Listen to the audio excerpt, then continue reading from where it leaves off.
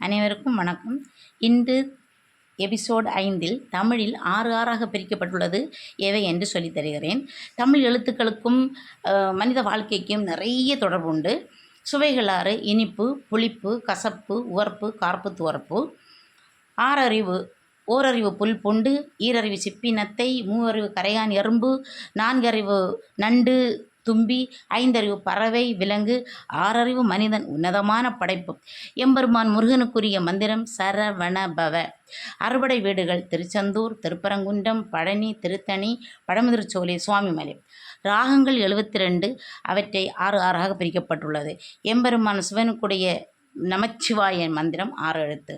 உங்களுக்கு ஒன்று: மெய் எழுத்துக்கள் வல்லினமைகள் கசடதபர, மெல்லினமைகள் ஞஞன. இடையினமைகள் எவை என்பதை நீங்கள் தான் சொல்ல வேண்டும். கமெண்ட் பாக்ஸில் சொல்லுங்கள். தமிழுக்கு தலைவணங்குவோம், தமிழை போற்றி பாதுகாப்போம். நன்றி, வணக்கம்.